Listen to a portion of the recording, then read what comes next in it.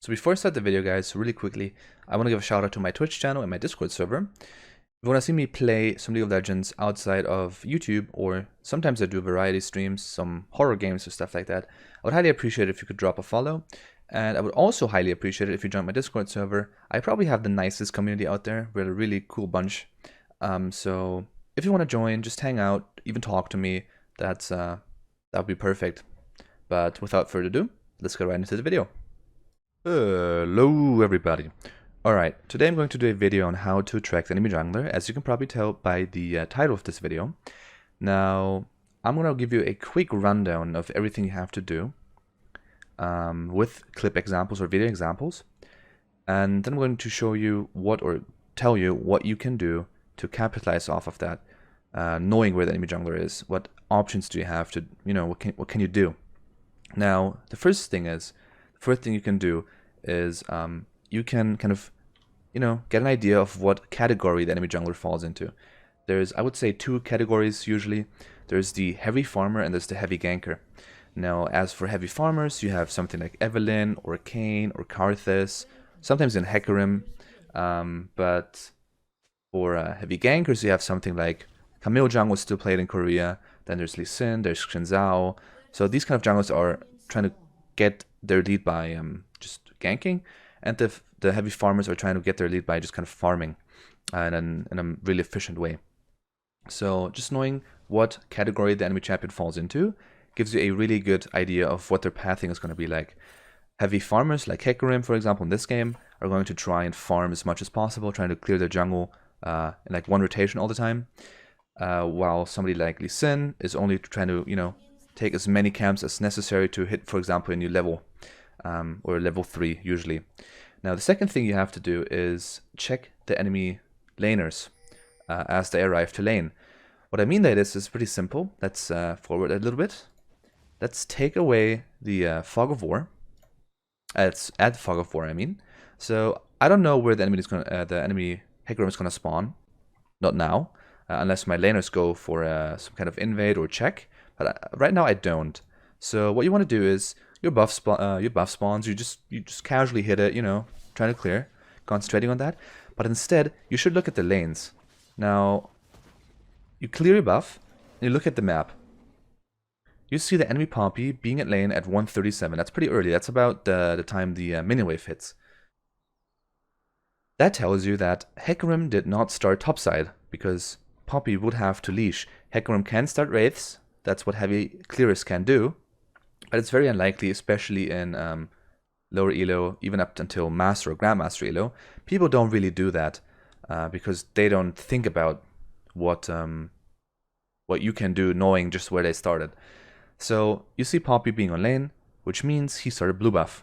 Enemy bot lane started isn't on lane yet, so they're leashing. And if we turn on or turn off the fog of war, you can see he's on his blue buff. Now, this is very crucial. I'm going to show you some examples later of what to do with that. And yeah, that's just it for now. So now that we know where the enemy jungler started, what do we do? Now, that's pretty simple. But first I have to go over what CS count and what respawn timers are. In League of Legends, every single camp takes, or every single big camp, aka red buff and blue buff, takes 5 minutes to respawn. Stuff like Wolves and Gromp and Krugs, they take 2.5 minutes to respawn, so 2 minutes and 30 seconds. Skullcrab also takes 2 minutes and 30 seconds. That's just really important to know because it allows you to path more efficiently yourself. And it also allows you to take the enemy jungle because you know that, for example, you cleared Krugs at minute 2, then you know they're going to be up at minute 4 and 30 seconds. CS count is also really important. What you want to do is, as soon as you see the enemy jungler on a map for the first time, you want to press tab, and you want to see how much CS he has. Every single camp in League of Legends gives you 4 creep score. So, depending on how much creep score he has, you can easily tell what camps he cleared. Now, I'm just going to fast forward a little bit until we see Hecarim on the map. There we go. Now we see him, and we instantly press tab. Now, we know he has 24. So, how many camps must you have cleared if every camp gives 4? That's basic math. 6. So, we know he cleared his blue buff because we saw the let's tune back a little bit. Nope, 1 second. Oh wait, that was too much. He's clearing Skull Crab right now, as we can hear by the sound for some reason. There we go. We see he has his rep buff only. He doesn't have his blue buff anymore because it ran out. But we knew, or we know, he started blue buff. So he has 24. That means, as I said before, we know how many camps he cleared, which is blue buff, it is Gromp, it is Wolves, it is Wraiths, it is Red buff, and it is Scuttle Crab. So he cleared 6 camps, and because we know that, we can assume that the most likely jungle route he took is just a straight line from, each camp to the next one. So from blue buff to Gromp to Wolves to Wraiths to Red buff to Scuttle Crab. Now, if you remember how long, the respawn timers are of, the camps, we know that blue buff is going to respawn in 5 minutes, which is not as interesting. But we know he's on the top side of the map. He started bot side, so he cleared his Gromp at around, I don't know, around 2 minutes. So at around 2 minutes and 30 seconds, the Gromp should be back up. And around 10 to 20 seconds later, his Wolf should be back up. Now, what this allows you to do is, you see he's on the opposite side of the map, and you have nothing to do except clearing your race, but as Shaco, that's really painful to do in the first clear. Mid lane ganking doesn't look too good, bot lane doesn't look too good, so what you can do is you can go for an invade. Now, here I decide to clear Wraiths, because there's nothing else to do. Ganking bot lane is not really that easy, but now, because I'm hitting those 4 minutes and 30 seconds, I know his jungle is going to be respawning. So I head into his jungle, I take his Gromp that is about to respawn, or it did respawn, and I potentially look for his Wraiths. The problem is that he shows up, so I have to leave. But in theory, I could have taken his Wolves as well, and I would have taken 2 camps away from him that I gained as an advantage myself. That's just really important, and it really allows you to see what he did and how to capitalize off of that. So another great example of how to capitalize off of tracking the enemy jungler is, as I already said, counter jungling. Now, this example is not the best example. It is a good example, but the trade I made is not, the most optimal. So what happens is, I clear my own jungle, just minding my own business.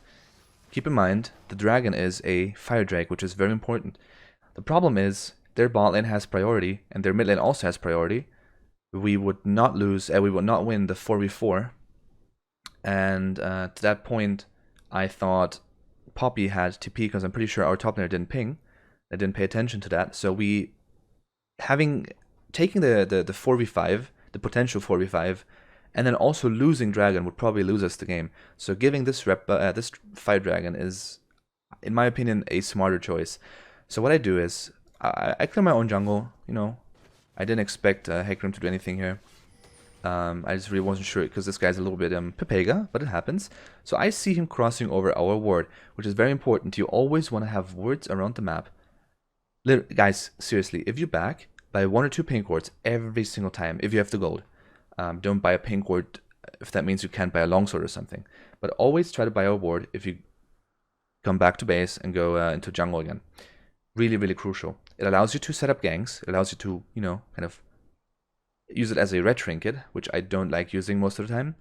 It allows you to have a permanent ward that only dies, not over time, but only dies when somebody clears it and finds it. So if you put it in a nice spot and a choke point, some people will not find it for a couple of minutes. So you're getting, for 75 gold, you are getting permanent vision, potentially permanent vision of an area. Super good. You only can have one pink ward down at, or a control ward down at the same time, but still, it is really good. Now, as you can see, as I said, we see the Hecarim pathing towards dragon. I instantly know they're going to do it. And since I know that his top side is up, because of previous jungle pathing he did, I can just easily look to clear his jungle. I know his rep buff is up, 100%, because if I press tab, and I saw him not having a rep buff, so if I press tab, I can see his rep buff being up. respawn timers, which is also really important. You should always check those. So what I do is I just head to his rep buff. And from then on, even if I didn't know that his Wraiths or Krugs are up, I would still check them. Just to, kind of see, once they respawn, I have the timer and I can start timing again. So I take his rep buff. They obviously take Dragon. I go to his Krugs. They're up too. So I take so many camps from this. Now, in this scenario, I didn't go for Wraiths, obviously, because top lane was in a pretty even spot. It is just really, really good to even take a rep buff and Krugs away. I looked for a gank here, a potential tower dive or something, which I think ends up not happening because Fiora went in a little bit too early. But knowing that Hecarim was on Dragon on the other side of the map and then recalled, I would know that this dive is going to work because he's probably not going to be here soon enough. He's going to be around here somewhere. So let's check this. He's even in base still. So this gank or this dive, if I would have gone for one, would have perfectly worked. So the next scenario is also a really nice one. We know that Hecarim cleared his dragon, and we know that in theory at least, his rep buff is up. He doesn't know we took it, so what he's going to do is he's going to head to his rep buff because people like to just go for their camps. Now, this is the next step that also is really crucial to tracking the enemy jungler. Because we know he's going to go for his red side camp, it is very, very unlikely that bot is going to get ganked. And since mid lane is recalling, he's not going to gank mid lane either. So there's only really one option for him to gank, which is top lane. So let's see what he does. I go for mid lane gank here, because Zoe's low in HP, she doesn't have summoners, she's a free kill. But if you look at top lane, he obviously wanted to go for his rep buff and Krugs, which I took. So now, he's on top side, there's nothing else to do. He has two options. Invade my jungle, or gank top lane, or mid lane, but mid lane, as you see, is dead, and my recalled. So there's only one option really, since my jungle is also down, which he probably doesn't know. But if he would go check my jungle, he will lose so much time, because he went for his top side, which was taken. So there's only one option right now, which is to gank top lane. Now the thing is, hashtag high elo gameplay. This is around Diamond 3, Diamond 2 on my Smurf account. He gets spotted by my box. He gets spotted by a ward. And Fiora somehow still manages to get ganked. She doesn't die, she turns it around. But I'm pretty sure that this Fiora didn't know that she could turn it around. Anyways, but besides the point, this is what I mean. He wants to go for his top side, because he wants to take his rep buff and his wolves. But they're not there, so he has two options, either invade or gank. Invading wouldn't have worked because my jungle camps were down, so he only has the option to really gank. Now the perfect part is, this is the perfect part. I saw him coming for the gank, so what do? His bot lane wasn't cleared. I expected him to clear his bot lane after Dragon, so by the time they cleared Dragon, which was around 145, it would have now been almost back up, depending on if it cleared it before it or after it. But I took the chance, and I was right. He didn't clear it afterwards, apparently. So that means I can just take this. And you know what? I can take this too. So this is perfect. He now, okay, you have to see this scenario. He goes back from base, thinking, oh my god, I got Dragon, this is so good. This game is going really good. He goes for his rep buff, it's not there. He goes for his Krugs, they're not there. He goes for a gank, he gets spotted by my ward. He goes for the gank regardless, and he dies. But I don't remember if he actually died. I think he died, right? So then he's like, oh shit, man, that sucks. Now he goes for his bot side, and it's not up either, because I took it. This guy is he's literally just fucking molding in real life. He's losing his hair, he's ripping his hair out. This is perfect. This is a perfect example of how to counter jungle. By just knowing where the enemy jungler is. Really, really good example, guys. So another good example of capitalizing off of knowing where the enemy jungler is this one. I head towards my top side, which you could argue is the wrong move to make because Dragon's about to spawn. But I just in my games I usually try to play around myself and not my team. And in this scenario, our mid laner is 0-3. The enemy mid laner is a little bit ahead, I would say, in gold. She already has her first item, while our mid laner still only has a lost chapter. So the enemy bot lane is also way stronger than our bot lane. You could argue they're about the same strength, but yeah. I just really hate playing around my team. Even if it would probably be the better choice to go for dragon here, because I am pretty fed. I don't really like the idea, because it's just, I would rather take a small disadvantage of losing Fire Dragon or a medium disadvantage over losing Dragon, but also losing, you know, kills. So this is why I decided to head top side, because I know I can just take my jungle, and if he goes for this dragon, I can just take his jungle again. Because I see, if you look at the map, I see his rep buff is about to spawn. Now what I do is I clear my jungle, not minding my own business. I obviously take Skull Crab first, and then I see my bot lane dying, my Caitlyn. What that means is 90% of the time the Hecarim is on dragon right now, especially because the bot lane just doesn't push the tower. Usually you would push the tower to get the gold from the tower, but they don't, which basically means they're on dragon. If we check, you can see they're obviously on dragon. Even the mid laner moves, so this is a clear giveaway. Now, what do? I take his rep buff. I look for his race, they're not up. I could have gone for his Krugs here, but instead, what is even better is I take Herald, another really strong objective, which helps you push at least 1 or 2 towers, depending on the situation. Can even help you push 3 towers. And I would argue that Herald is better in a snowbally game than Infernal Dragon. Infernal Dragon really helps you to win the late game, but I don't think it's too strong in terms of snowballing. Not as strong as Herald could be. Because taking 2 towers in a siege, or even 3 towers, is just super good. It really allows you to open up the map, basically. So as you can see, he takes the dragon, and I just take the herald, and there's nothing you can do because it's on the opposite side of the map. He doesn't even realize that I could do it. That's pretty funny. If he was smart enough, he would probably check it, but he just doesn't. But yeah, that's just another example of, even if I mean, even if this is a bad choice, it's one of the only choices I could make, invading his jungle and taking the Herald, because there's nothing else to do really. Ganking top lane is just not an option here. Ganking mid lane, she's not there.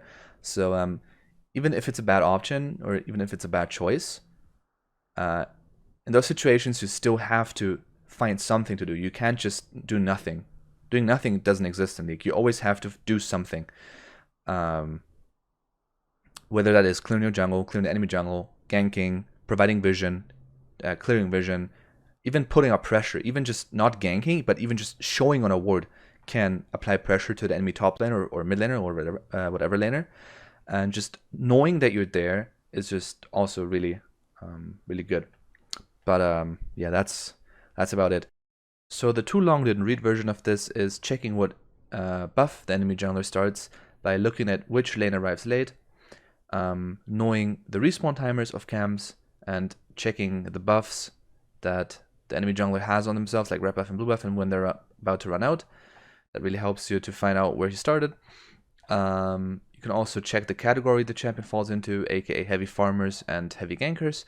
Depending on what category he is, his pathing is going to differ a lot. You need to know CS counting, basically knowing that each camp gives 4 CS, and then capitalizing off of that. Putting yourself into the position or in the situation of the enemy jungler is also a really big help, because it kind of allows you to see what lanes are gankable and where he might be heading next. And control words are always helpful to see where the enemy jungler is heading, or to even just general gameplay. It's really helpful to see where people are having vision of certain areas. Really, really crucial to every single game.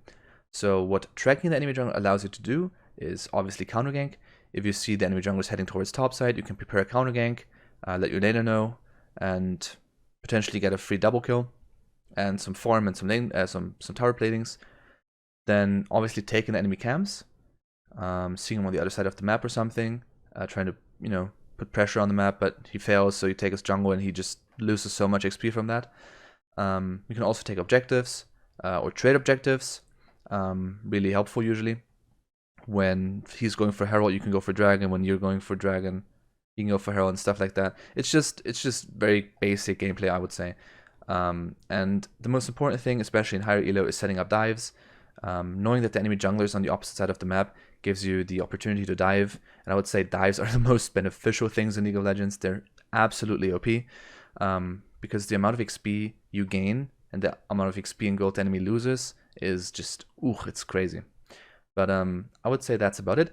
I hope you enjoyed the video. If you have any video recommendations, or have any questions about tracking, or just general questions, let me know in the comment section down below. As I said, I hope you enjoyed, and I'll see you in my next video. Bye bye!